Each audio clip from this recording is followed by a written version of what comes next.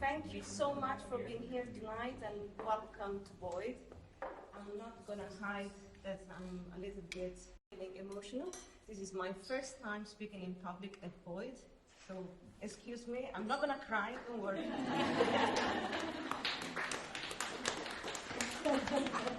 So, my name is Viviana Kikya, and I just joined the institution as the director, and I'm taking over from Mary Cremin. For those of you who are not familiar with this organization, Void has got 2 galleries. Probably you've already visited the exhibition, and this space that is generally devoted to engage or learning. And we are very proud of the fact that we are based now in the city center, closer to where most of the activities are taking place. And what we do generally is to support mid-career artists, both locally and internationally, but also work with lots of different communities, with young people, with communities of women, and as well as with other different community of interest in town, and we hope to expand. So if you have also ideas about issues or urgencies that we should tackle, that you believe are really important for Derry, please let us know. Derry is our priority, so we want to try to connect with the city as much as possible. So for tonight, you are invited as part of the public program. This is the first moment opening the new exhibition by Shezad Dawood.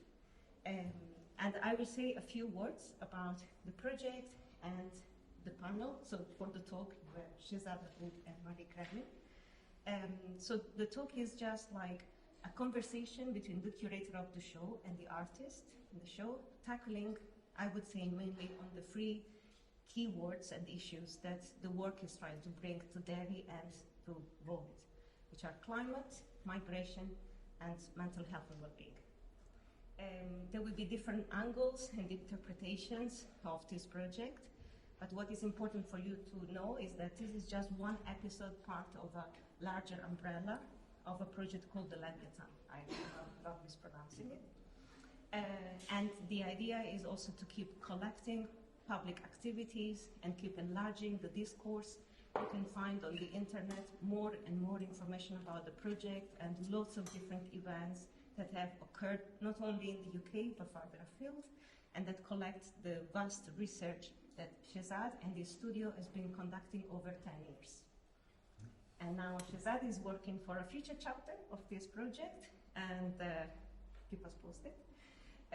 While Mary Cremin is now in Dublin. Should we give a round of applause as well, because she got a new position here.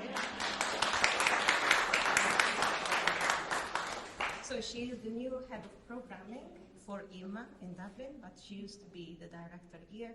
And I would say I'm inheriting a very interesting program that I'm going to deliver up until next winter, where there are lots of political agendas and social agendas that are addressed, both visually, aesthetically within the gallery space, but also with further program. And I would say that there is something there that we would really like to carry on and connected with climate issues and what that really means for Void and for Derry. What else to say? That we really hope that you will be able to engage more within the conversation tonight. Feel free to ask questions. All this has been recorded. We are online with Instagram, and thanks to Mara, we are recording the event also for future use of website and for the studio documentation. So I suppose that they will be talking for around 40 minutes, and then there will be time for question and answer. But if they are saying something that you really feel that is not correct, or if you have this earphones to stop them, please do. This is like freedom of speech. I'm not going to mention all the partners or all the foundations that supported this project. You can find all the information in the leaflet. Please take one if you haven't done it already. And if you haven't seen the show, please go and see the show. But I would like to use this opportunity to really thank you, Shezad Dawood and his studio, for all the collaboration for the project, and for Mary Cremin for taking care in passing this relay to me and carry on with this project, and to the staff. They have been working super extra hours during the last few weeks, and I feel really glad to have landed in this beautiful environment and to have people that really supported the making of the project so far. So thanks a lot to Void, and thank you all for coming here tonight. I became interested in Shezad's project, I think it was in 2015, where I saw it in Venice. And my background is in geography and art history, so climate change and social issues is something that's part of my practice. And Shezad's work was something that I was really interested in. So we started a conversation a couple of years ago about being part of the Leviathan project, which is a multidisciplinary project. There's a series of currently 8 films, and you want to build it up to 10. So do you want to just give a bit of context about the Leviathan theory series and how it came about? It's quite an interesting slippage there with the Leviathan theory. Oh, yes, sorry. Leviathan series. Series. I think, and I should say 2017 in Venice, but I started researching the project in 2015. I think as an artist you're doing things both consciously and unconsciously, and I think when I started researching this project in 2015, I didn't realize I'd already made a couple of quite research-driven films around the sea. Somehow that was sort of, you sometimes just sort of forget because you're confronted with what's on your studio walls. And I think I was telling somebody earlier, my studio walls in 2015, looked like that sort of cliche serial killer setup. 2015, you suddenly, what's now become this, small boats, hot potato that's being used and kind of in all sorts of kind of, I think, and people could object to this, I think it's being used and instrumentalized in all sorts of sort of layers and levels of sort of both dishonesty and a lack of kind of compassion and empathy. But in 15, there was suddenly all these boat crossings where before it had been as much or perhaps more about land borders and land crossings. And my studio was a whole set of images of, boat crossings and also of particular fault lines on the bottom of the ocean I was looking at in relation to kind of the effects of climate change beneath the surface, because at that time very few people were looking at the ocean. And I had these sort of red lines between the surface crossings and what I thought might be, this similar sort of topography, but just with a plumb line down. And I was approached. I was offered to do a solo project in Venice in 17, and I mean I could waffle about this radio, so I'll try and make my answers concise because a 10-year project is I could really talk. But I basically said I was very interested to set up a meeting with ISMAR, which was the Italian Institute for Marine Research. It's a sort of national body with offices in Venice, and I went to have a meeting. I thought I would just meet one, possibly 2 people. There were 10 scientists waiting for me, and I felt, very self-conscious and nervous because I'm not a scientist, and at that stage, it was just the beginnings of a theory I had. Was there a connection between above and below? And I remember sort of nervously, I felt like I had a jury in front of me, and I sort of nervously put forward my thesis thinking, they'd all just go, stupid artists, actually it's this, this and that. And it was quite the reverse. There were sort of 10 scientists fighting to speak first, and basically one marine engineer explained to me that the reason that the Lampedusa crossing is so dangerous is precisely because of climate change. That there is a hump or a vent on the seafloor roughly halfway between North Africa and Sicily, which, if you think of a hump or a vent, it's basically like a small hillock at the bottom of the ocean. And you've got warm waters coming from the eastern Mediterranean that heat rises. They rise, meet a cooling current, go down. So there's this very jerky motion which generates the currents and riptides that make it so perilous for migrant and refugee crossings. And I remember just going, almost shaking with that response because, I think I was looking for maybe more of an allegory or a metaphor I could sort of weave into something. And then when it was almost like this spinal column, which I still see as a sort of spinal column, where the head and the heart kind of interface or don't. And that was really for me, like this very concrete moment of the project, kind of manifesting, or I was sort of almost, unexpectedly given a set of instructions to start. And how did you come up? Because obviously you've got a multidisciplinary practice, so film is the primary part of this series. Do you want to talk about the process of filmmaking and the first? Because there's one specific narrative that runs throughout all the films. There's one person, one voice that connects all of the films. Yeah, I mean, interestingly, I've made one feature film in my whole career. It was in 2012. It's called Piercing Brightness, and it was a whole, I guess, social realist sci-fi set in and around Preston in the northwest of England, and dealing with race, migration as well. And after making that, there were all these production companies wanting me to make another feature film, and I guess I thought that's what I wanted, so I'd go take the meeting with the production company, and before I'd almost got back to my studio, there was a ream of legal papers. And 10 meetings later, I had this desk covered in legal papers. I mean, I almost thought that was an artwork ready-made by accident.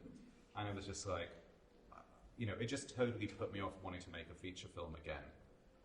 And so I was thinking, I had this sort of stuff accumulating on the wall of the studio, and I was thinking, what started to interest me was, the serial format. You had HBO, Netflix in about 2015 suddenly, putting the cinema industry in peril, and there was everyone talking about this whole new streaming and serial format, and I was like, it's not very new. Wasn't that how Dickens got out there? Dickens was serialized, and for me then it was like, oh, but that's a connection to the printing press. And if you think of like, I have a bit of a thing for Jonathan Swift's early political pamphleteering. That was all, and I was thinking about these sort of shifts in technology and consumption of media, whether that's news media or entertainment media, and I was like, oh, I need to make a series. And then I think I was still young enough to make a stupid claim. So I said, I think I went on record saying, it's going to be a 10-episode season. And, by God, over the decade, I've wished I hadn't kind of committed so kind of, or overcommitted in that way. But, it's forced me to sort of see something through in a way, I hadn't anticipated, and also with COVID, it protracted it, and new ways of working, and some of the kind of hopes and intentions I had for the project have kind of grown and expanded almost because of the length of time it's taken. I mean, also it's a completely failed Netflix season, isn't it? It's taken nearly a decade to make 10 episodes. Like, but and with the current series as well, because we had talked a bit about the horizontal filmmaking and this idea of handing over authorship. So in the current film that he's showing here, he's really handed it over to the indigenous people within Brazil to make the work. So obviously it's around climate change. You're working with the Guarana, so they're activists and writers and script writers, and there's also Cremin, who's the animation person. So they've contributed quite a lot to the work, and that's you kind of handing over this idea of your authorship. So you said that was quite liberating in some ways.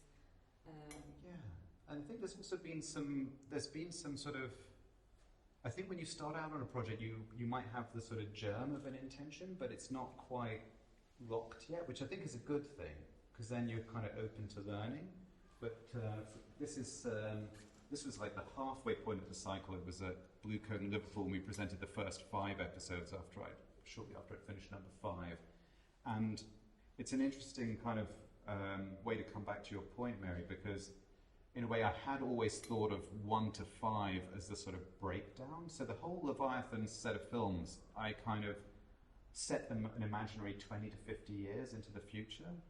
And that was a loose enough framework to go out, and I kind of got, as well as the answer about this hump on the seafloor, I got a lot of crazy other stuff, even just in Venice alone, from the scientists at ISMAR. You know, like there was a marine biologist who told me about a specific clam that had evolved in the lagoon of Venice to eat the pilings that basically support the built environment in Venice. So it's like, you know, it's almost like a B-movie horror going on, you know, on the side of the Biennale with the clams that ate Venice. And there was some, you know, there was, you know, literally the spectrum from the humorous to the, you know, to the really abject was going on through all these conversations I was having. And it was like, how do I try and pull all these voices and ideas in?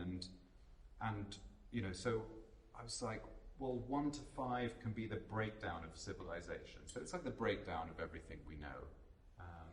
And they're more monomaniacal. So I would be speaking to, like, you know, anywhere between 10 and 30 people, whether scientists, activists, researchers, for each episode, and trying to distill their ideas. But also I was trying to think about, and I remember when it sort of launched in Venice, I kept getting asked, what's climate got to do with migration?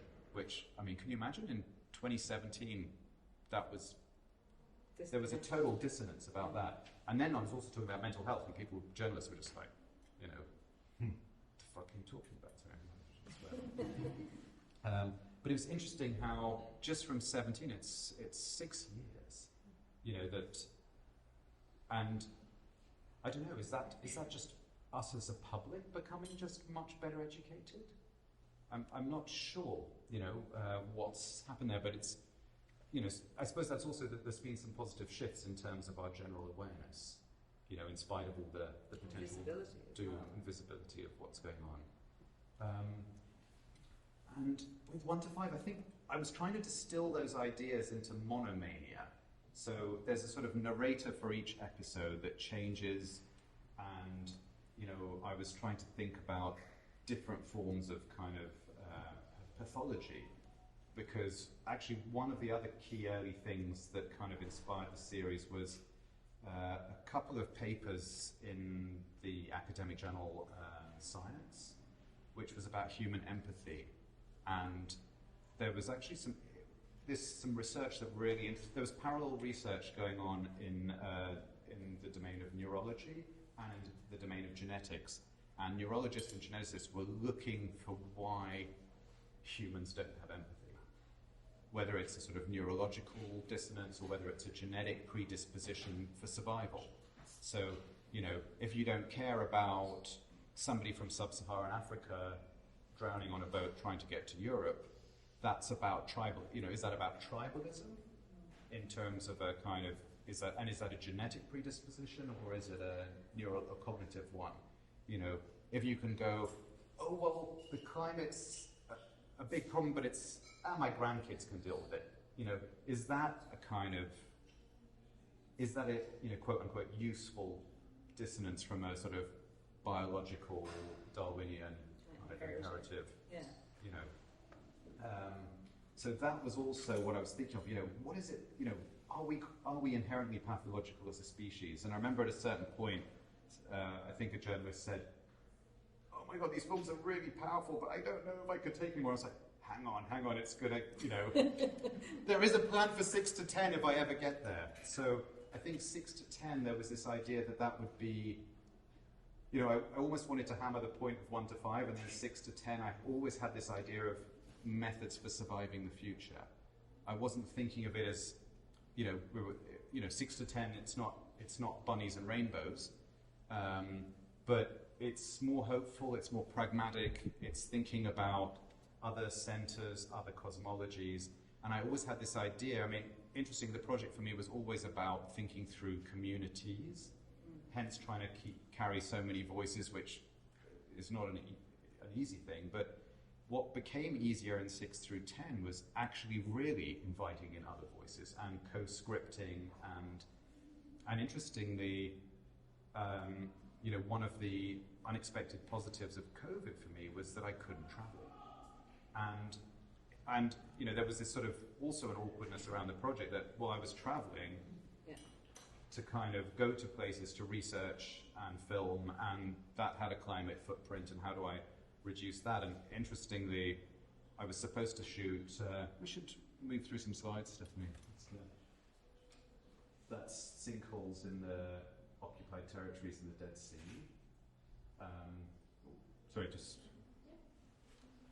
That's Sinait, who was actually an Eritrean refugee who'd made it through Sudan and into an internment camp in Israel, and her story was very powerful, and I paralleled it with the evaporation of the Dead Sea, which is almost, we hear a lot about the glaciers in Greenland. That's the opposite bookend, really. If we carry on. That's an advertisement at evaporator stop. Interestingly, those evaporator stops are supported on the pilings that the clams are eating. Venice is quite an interesting kind of, case study, really, in terms of human hubris in the face of. It's kind of like the worst, the Venice Biennale there. It's like the worst place to have an exhibition. It just doesn't make any sense, but at the same time, it's in this incredible place where because you have the Aqua Alta and you have the floodings and the things that, like, every day they're kind of dealing with the impact of climate change there. Like, it's so visible. Right? It was quite crazy because, as a student, I'd been to the Fondazione Querini Stampaglia in Venice, who we collaborated with, and always they have this amazing Carlo Scarpa designed extension, and I'd always dreamt of showing there. And then obviously, when they approached me about a project, I'm like, no, it has to be site-specific and it has to be meaningful.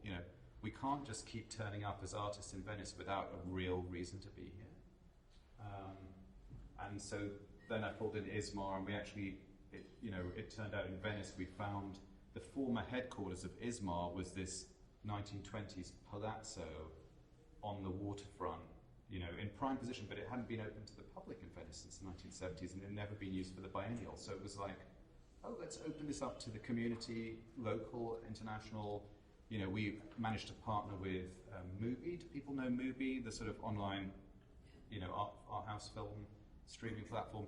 And, I gave them a list of various films that had influenced me in the kind of early development of Leviathan. We had a film program that was on, even not in Biennale season, so that local audiences had a free cinema and popcorn every Friday night. So it's just like, I just think like it doesn't take that much work to make a bit of an effort to kind of be relevant in terms of the context, the situation of, if you, yeah. We could do the next one. And that's, thinking about the graphic form. So Leviathan has its own web platform with archives, research. We've got talks on there, papers commissioned from scientists I've worked with. Sadly, we've never had the budget to get every scientist I've ever worked with on there, but where possible, we try and get people who've really informed the project to do short, accessible papers, because I think half the problem I encountered was I'd go for coffee with somebody and go, why isn't your research headline news? And I think just sometimes it's the language of academia that places it in a peer-reviewed journal, and it's very impenetrable. So we've tried to, me and my studio team have tried to work as editors to try and make people's research more accessible. But we use, the Leviathan frontispiece as a sort of design template, also going back to ideas around the printing press and pamphlet distribution. Some of the papers we've been able to commission. I wish it was 10 times more, but we do what we can. And how does the commissioning of the writing work? Do you just meet scientists and ask them to talk about what they're working, or how do you decide on what to commission? It's sort of expanded over time. So, and a big thank you to the team at Void for bringing in some really great speakers. Where possible, we like to kind of abdicate to institutions we're partnering with because they have networks we don't, and that fit with the local context.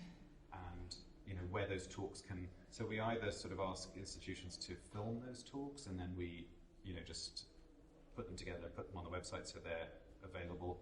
Or in some cases, we, if it feels more appropriate, to commission a particular author, scientist, to write a short paper that, just helps a complex idea get out there in more simple terms.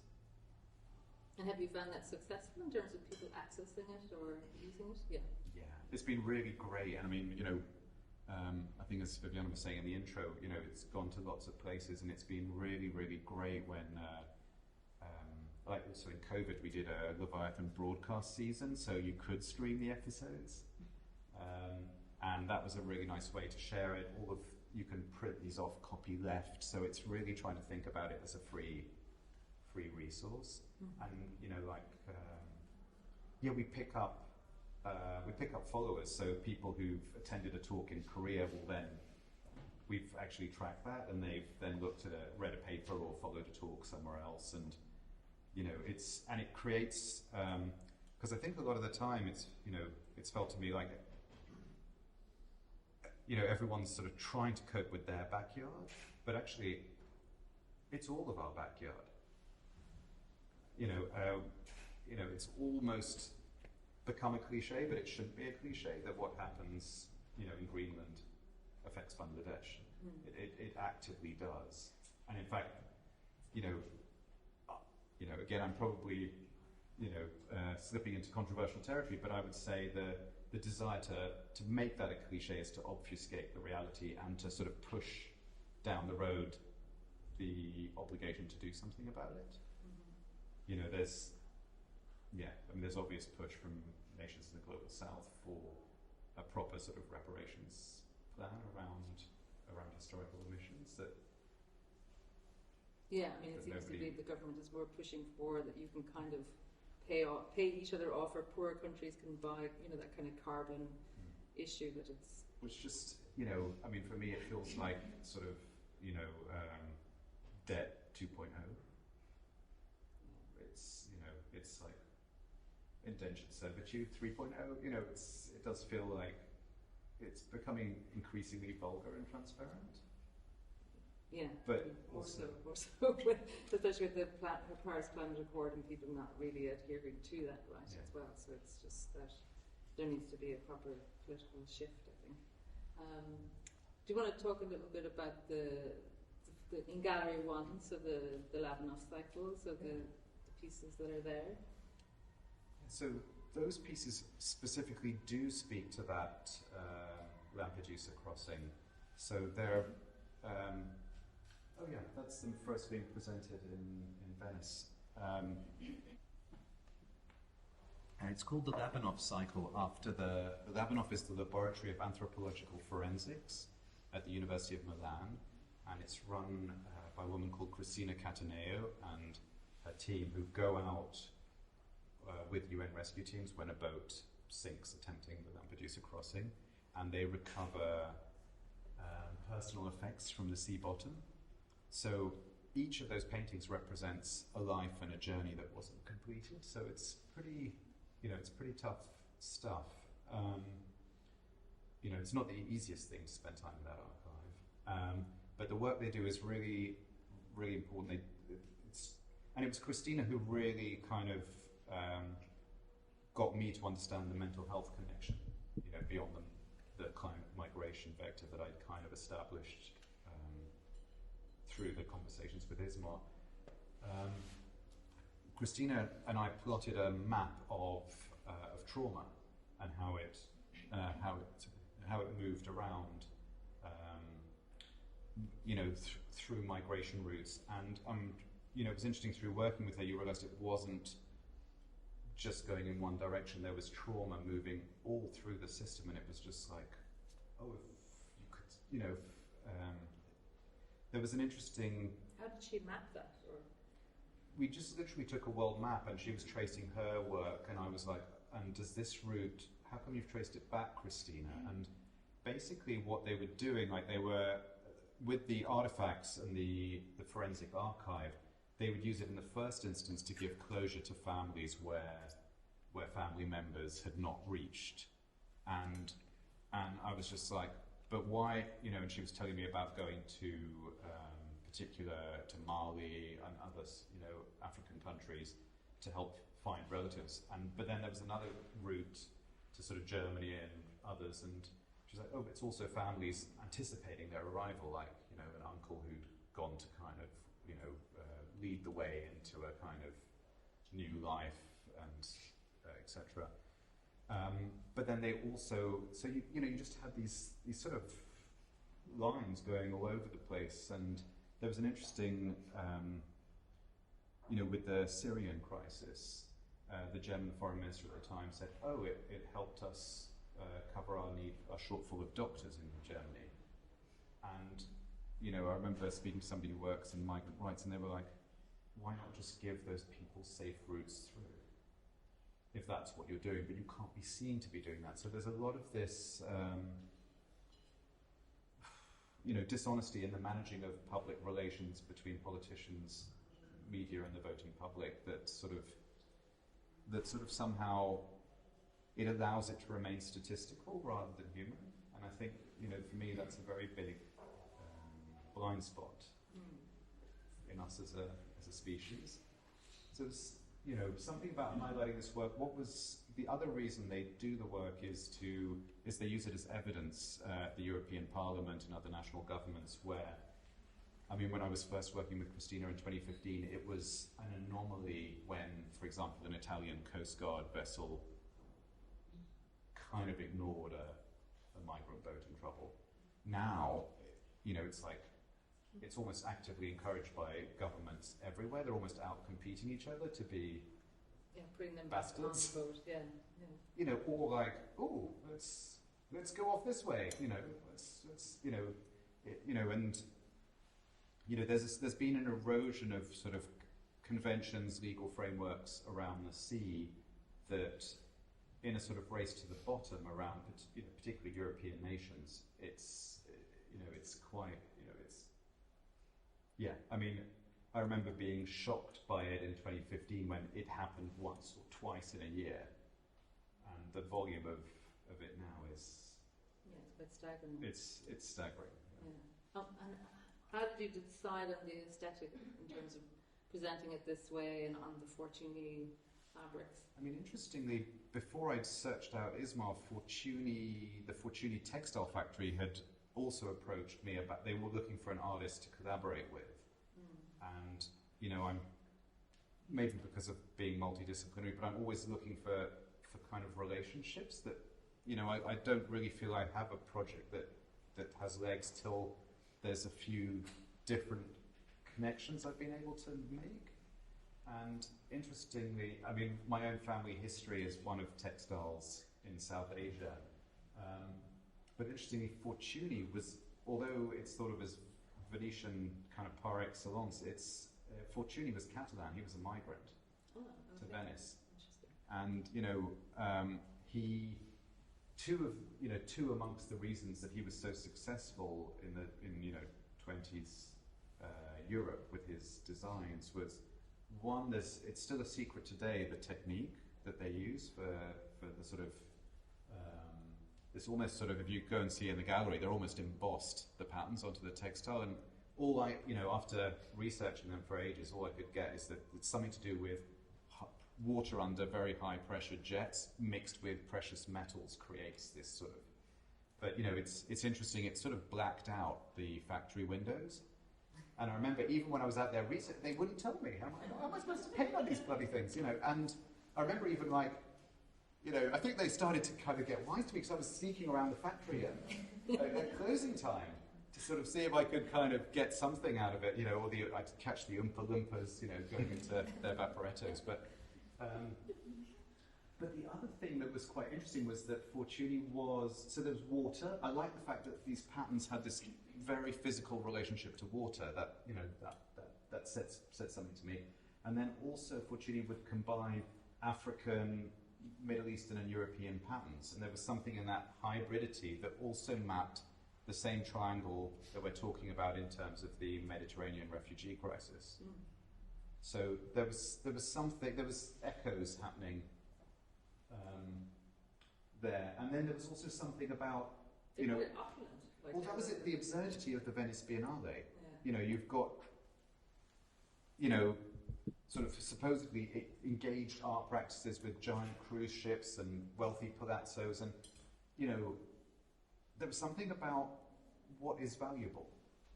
Putting these really valuable fabrics with these objects which were the last possessions of these people, so they have value.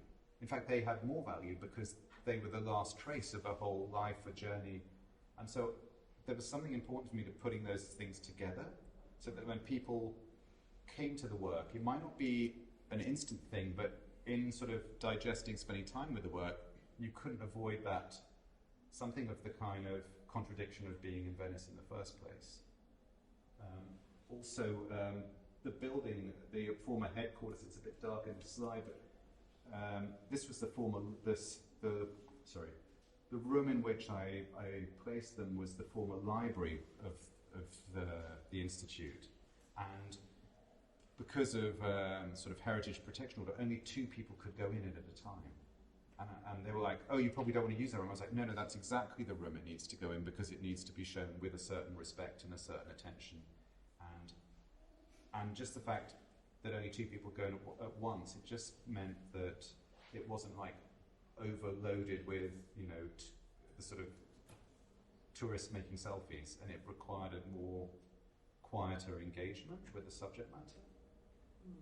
And how did you pick what pieces to use or what fragments to kind of represent? Well, interestingly, I mean, it took me a few days to even begin to be able to kind of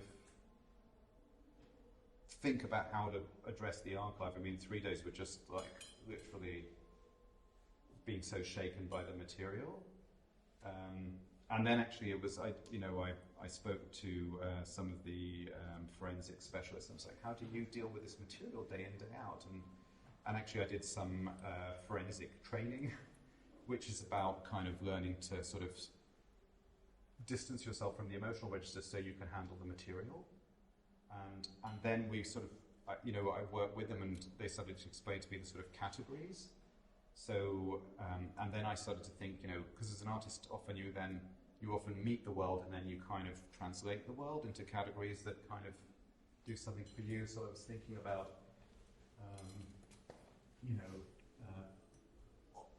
objects that should have worked but didn't. So I don't know if people read, there was a whole scandal in Turkey of them selling migrants 40 life jackets. And the people selling them would make 2 euro cents more by selling them a life jacket that didn't work. Objects that don't work, I've had my own issues with fags too. There were also, practical things like banknotes. There were, and it was interesting how certain things repeated. There was lots of disposable Nokia phones. There were passports and ID documents. One of the things that was most troubling was, and I asked Christina, oh, is it drugs? Because there were these little sort of plastic baggies with, what could have been, heroin or something in it. And no, they were actually earth from people's homelands. And that repeated much more than you would have thought. There was prescription medicines for people with, various medical conditions. So it was like, everything that anybody, that my dad or what I mean. It was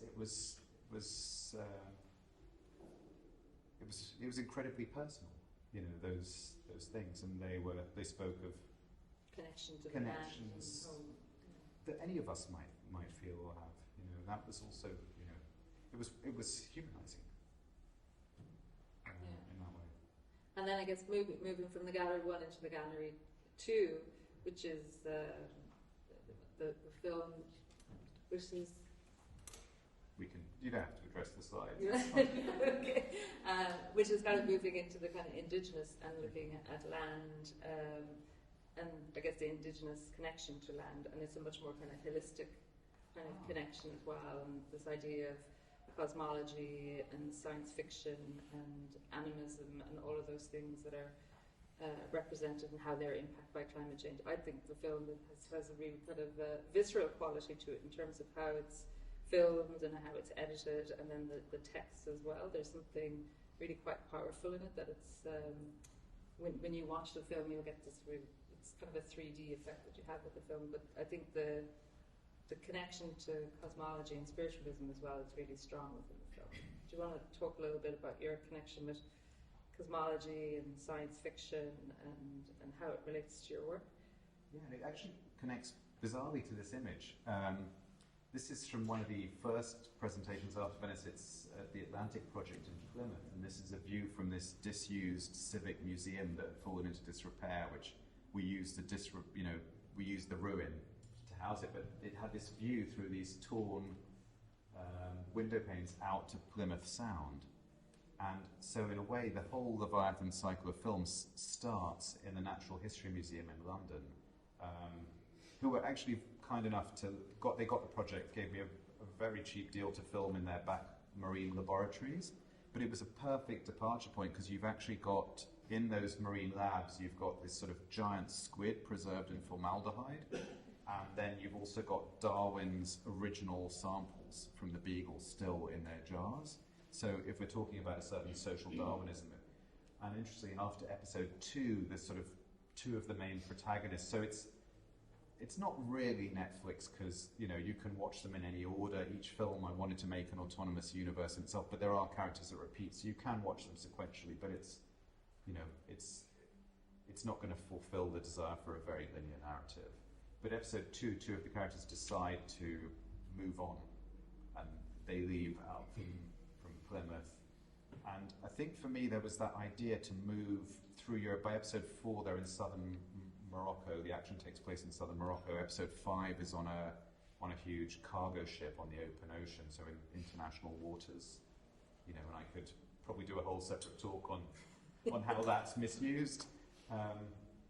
And I guess what I wanted to do was 6 onwards with this idea of kind of, methods for surviving the future. Think about how, what's possible. What's possible? What are we missing? And I think, I've always been very interested in sci-fi because for me it's as much critique of the present as it is speculative alternatives. But apart from the present, I always think that sci-fi is indelibly marked by the time in which it's written. And I think I definitely felt, as a younger man, I felt the lack of a sort of alternative sci-fi tropes. I sort of, I was very interested in Samuel Delaney, a little bit in Octavia Butler. There's a couple of Satyajit Ray, the Indian filmmaker's sci-fi stories, but there was not much. There was such a sort of corpus of US and UK and European sci-fi, but I was thinking, what's the other sci-fi? Yeah, and I think we can move on. I wonder where we're up to in this. This is them getting ready to leave Plymouth. That's the Lido looking out at Plymouth Sound. You've got the naval warship there.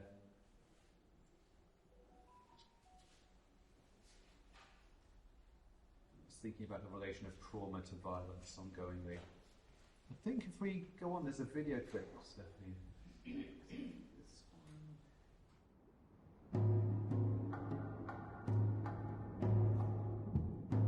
الشروفة حتى هما كانوا ديور ديال الجنون قبل ما يجي الإسلام، ولا على الأقل الفكرة ديالهم. كانت ضبابة مغيمة حمراء، كاين شي مراية كتشوف فيها غروب الشمس حمر بحال الدم. كان بعض المرات واعر تفرق ما بين الخيال والحقيقة.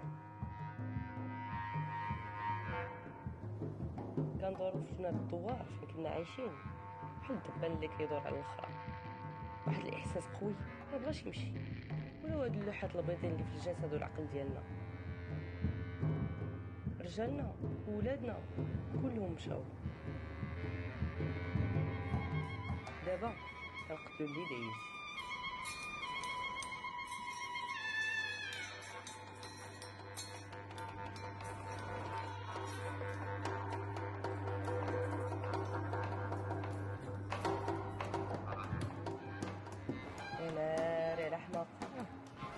كنبقاو شادين في الحياة اللي ضاعت منا شحال هذا.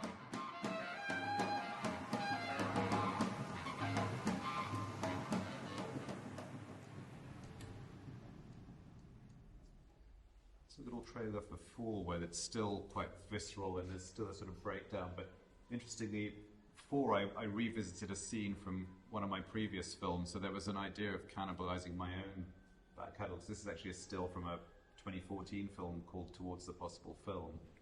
And I'm just going to move on, and this is a trailer for episode 7, just to sort of mark the shift from 4 to 7 in terms of the tone.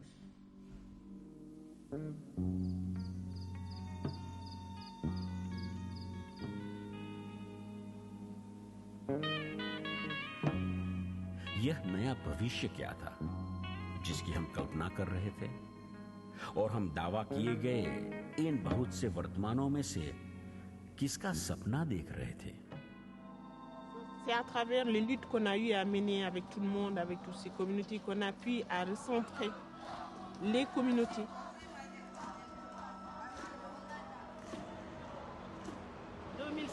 Est consacré à un seul rituel qui est valable pour le monde entier, c'est le rituel de dépossession. C'est des rituels de survie de l'être humain. Ce soir, j'embrasse les dunes de la Sagia. हम सब बनते जा रहे थे, नई चीजें बनते जा रहे थे, नए बनते जा रहे थे.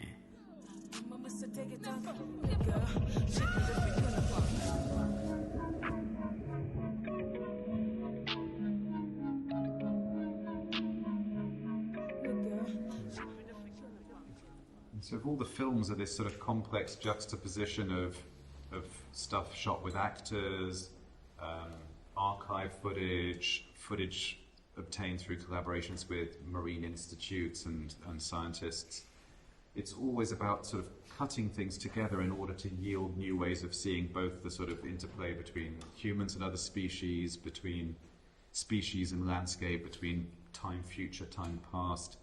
And if 4 is sort of still working through this sort of violence, 7 is trying to sort of think about how we start to imagine things differently. And 7 was a sort of, I was supposed to be in Senegal on the ground shooting that, and obviously COVID put a stop to that. And we had, pragmatically speaking, we had a window to actually make it according to the terms of the funding. And so I experimented with remote directing, and some people we knew had developed some software that allowed me to sit in my desk in my studio in London and see through 2 cameras on location in Senegal and actually direct at a distance. I'd already been working before that, sort of having to kind of direct at a distance with the script anyway, and you can see how the tone shifts, I think because of its opening up a collaboration, but also this sort of idea of trying to present a more creative interpretation of the future. So I work with Fatima Diallo, who's a social scientist and human rights lawyer in Dakar, and with Ken Bagul, who is a poet and shamaness. And I sort of met them through Felwine Sarr. I don't know if people know Felwine Sarr. He's a Senegalese academic who was actually charged by the French government to write a whole report on the restitution of African objects from French museums. And he wrote this very interesting report which said they're not objects, they're subjects. And I've always been very interested in I think sometimes we get weighed down with very complex arguments, but sometimes it's actually shifting one word and it actually makes the point really clearly. And interesting, I don't know if you caught in that short trailer, but this shaman poet Ken Bagul talks about a ritual of depossession, and that was actually really exciting because I think decolonization is very important, but it's been going on for a long time. And I thought where she took it to somewhere else, which I thought was a more radical and interesting position, and I was like, tell me more. And then something just to say about how that script evolved was to say, well, Ken, imagine it's 2050 in Dakar, and Senegalese society has become a model for the world in pluralism. Tell me then, what is depossession? And she gave her answer, and I was just writing it down. I was like, I'm using this for the script. Are you happy with that? And it was this idea of imagining ourselves as our 2050 incarnations in a radical setting that had become the sort of heterotopic possibility that we all wanted to see. So that sort of leads us up to episode 8, which is in there, where I went, I sort of, by this point, COVID was over, but there was something in that learning about opening up the process, which was kind of, I'd always meant it as an intention, but it was something that, can you do this? Can you go even further? And, I'd been talking to Anita Ekman, who's the animator who's done the beautiful animations, and to Carlos Papa and Christine Takwa, who are based in the Atlantic rainforest and run something called the Instituto Maracá, which is an indigenous institution, and then Sandra Benitez as well, who was the first indigenous Guarani curator at a main Brazilian institution, and we were cooking this thing up, and they were like, and I said, I want one of the characters from previous episodes to continue, so there's a French voiceover for this sort of Moroccan Egyptian female character that sort of comes through, and then they were talking about cosmologies, and I think I'm very wary of a tendency to romanticize indigenous cosmologies, because I think you're back very easily to a sort of cultural appropriation point of view. So it was like, okay, let me abdicate the authorship. How do we navigate this and negotiate it and think about it as a live discussion? And then I was like, well, I can't direct this, or at the very least I can just, why don't you tell me how you would direct it, and I'll give you some thoughts on what I think that's going to work, that's not going to work. And it became much more of a kind of a collective brainstorming. And then they went, are you coming? And I was like, no, I think it would be wrong to come. I'm going to give you some notes, send me the rushes. I'll say, maybe tomorrow could you try and get some of that, or maybe that angle on it could come together well. And you know what, I'll edit, and then we'll just trust each other. And it was this, and interestingly, that kind of upped, I think it upped our game on both sides, both the Brazilian kind of production and the UK production, because it created a situation of respect where we were all pulling out, doing our best to try and, reciprocate. Yeah, and it has a very different sensibility than the other pieces as well, so it's quite... It keeps evolving, yeah. And I think that's, for a project that's gone on so long, the last thing you need is just to be making the last episode again in a different setting.